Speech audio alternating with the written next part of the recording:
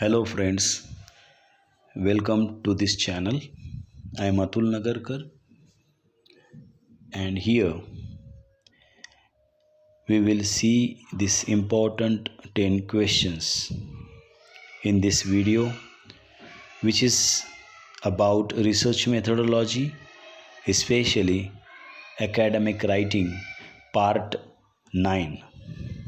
It will be useful for UGC NET and SET examination and PhD entrance also. So let's start. Question number 1. Which one of the following should not be acknowledged in an article? Article में 4 options जो नीचे दिए हुए हैं उसमें से एक को आपको एक्नॉलेज नहीं करना है, लेकिन 3 को करना है। तो जिसे नहीं करना है वह है सीनियर ऑथर्स, लेकिन जिनको एक्नॉलेज करना है option number 1 project grant, option number 2 analytical facility provider, option number 3 gift sample provider. इन सब को आपको एक्नॉलेज करना है, बस सीनियर ऑथर को आपको एक्नॉलेज नहीं करना है। So answer is senior authors. Question number 2. Identify which one of the following is a correct pair. तो नीचे कुछ पेयर दिए हुए हैं, उसमें से करेक्ट पेयर को आपको चुनना है। और option number 1 acknowledgement source of study, ये करेक्ट नहीं है। Materials and methods output of the experiments, ये भी करेक्ट नहीं है। लेकिन एब्स्ट्रैक्ट सेंट्रल आइडिया, एब्स्ट्रैक्ट में क्या होता है, सेंट्रल आइडिया होता है, तो यह करेक्ट है और यही आंसर है। Discussion rationality of the work, rationality of the work discussion में होता ही है ऐसा नहीं है, इस वजह से ये इनकरेक्ट है।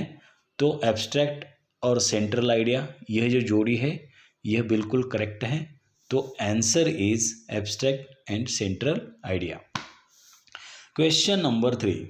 Which is not a good practice? Which is not a good practice? And options are to cut the work in smaller piece of work. मतलब आपका जो वर्क है उसको स्मॉलर पीस में आप बनाएंगे तो ये अच्छा नहीं है, और यही आंसर है। बल्कि अच्छा क्या है, plan the preliminary promising studies which yielded good and noble results. और अच्छे रिजल्ट्स आने के लिए आपको प्रिलिमिनरी प्रॉमिसिंग स्टडी करनी होती है, और ये ठीक भी है, करेक्ट है। Select journals with good indexing और इम्पैक्ट फैक्टर, और आप जिस में राइटिंग करने वाले हैं उस जर्नल का जो सिलेक्शन है वह अच्छे इंडेक्स, उसकी जो इंडेक्स है और इम्पैक्ट फैक्टर देख के आपको करना है, ये भी करेक्ट स्टेटमेंट है। तो which is not a good practice, तो कौन सी प्रैक्टिस गुड नहीं है, अच्छी नहीं है? To cut the work in smaller pieces of work, and this is the answer. Question number 4. IMR, small a, D stands for, and accepted answer is introduction, material, methods, results and discussion, and this is the answer. And question number 5. Title of the paper should be, title of the paper should be, paper का title कैसे होना चाहिए? Simple, reader friendly, representative of study, all of the above. So all of the above is the answer. Question number 6. 2 key features of method section are, and the answer is clarity and the reproducibility. ये दोनों 2 feature है method section के। Question number 7. In introduction you should, introduction में क्या होना चाहिए? All of the above is the answer. Give brief background and brief literature review, short में आपको क्या करना चाहिए? लिटरेचर रिव्यू देना है और विषय या टॉपिक का बैकग्राउंड आपको लिखना है। दूसरा point, introduce the topic, topic को इंट्रोड्यूस करना है, मतलब टॉपिक का परिचय करा देना है। तीसरा, identify research gap, define problem and present rationality. तो बौद्धिक स्तर पर आपको प्रॉब्लम को डिफाइन करना है और रिसर्च में कहाँ गैप हुआ है उसे आपको दर्शाना होगा। तो यह सारे जो पॉइंट्स है वो इम्पोर्टेंट है इंट्रोडक्शन में, इस वजह से उत्तर है all of the above. Question number 8, in the result section do not exaggerate the results, do not be afraid of reporting negative results, statistical support must be there, so answer is all the above। तो result section बनाते समय आपको एक्सएग्रेट results को नहीं करना है।